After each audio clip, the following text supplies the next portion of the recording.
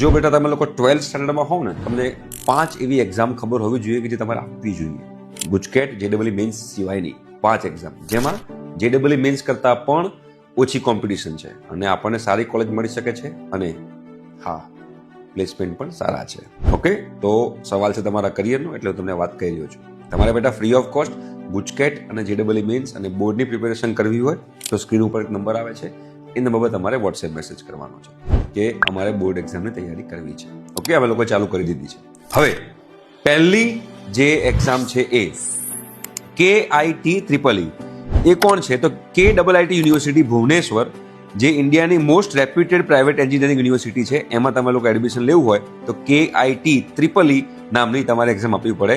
એના કારણે તમે લોકોને computer science engineering, AIML, data science, ECE, mechanical, Biotech, આ બધામાં તમને લોકોને ત્યાં આગળ તમે એડમિશન લઈ શકો છો. ત્યાં ઇન્ફોસિસ, TCS, ડિલોઇટ, કોગ્નિજન્ટ, એમેઝોન જેવી કંપનીઓ આવે છે.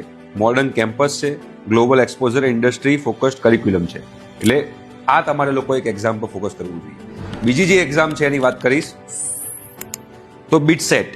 ઘણા બધા લોકોને બીટસેટ ખ્યાલ હશે. Premium entrance exam for BITS Pilani, Goa and Hyderabad. કેમ?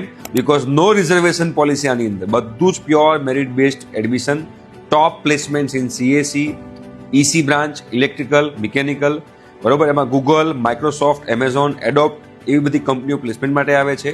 અને હા, એમાં જે students targeting Alight private engineering college with global recognition, તમારે લોકોએ આ પર ફોકસ કરવું જોઈએ. ત્રીજી જે એક્ઝામ છે CUET, common university entrance test. આ જે છે એ પણ બહુ સરસ એક્ઝામ છે, બરોબર.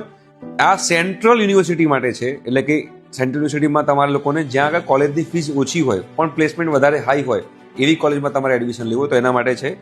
એમાં તમારે BTech કરી શકો છો, BSc કરી શકો છો, બરોબર. એમાં Delhi university, BHU, JMI, central university, આ બધી યુનિવર્સિટી એમાં ઇન્ક્લુડેડ છે. એફોર્ડેબલ ફીસ છે અને એનું એકેડેમિક એક્સપોઝર બહુ જ સારું છે. તો આ એક્ઝામ તમે ફોકસ કરી શકો છો. એના પછી ચોથી જે એક્ઝામ છે VIT.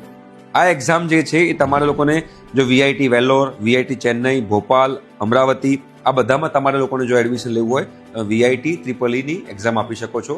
અને VIT વેલ્લોર, ચેન્નઈ, ભોપાલ, અમરાવતીમાં તમે લોકો તમારે એડમિશન લેવું હોય તો લઈ શકો છો. એના સિવાય COMEDK છે. COMEDK એટલે શેના માટે છે? કર્ણાટકાની કોલેજો, સારી સારી કોલેજો છે, એમાં તમારે એડમિશન લેવું હોય તો કેવી કોલેજો? For example RVCE, BMSCE, MSRIT, DSCE, આ બધી કોલેજો છે જેમાં તમારે એડમિશન લેવું હોય તો COMEDK થી લઈ શકો છો. અને એમાં પણ પ્લેસમેન્ટ બહુ જોરદાર છે.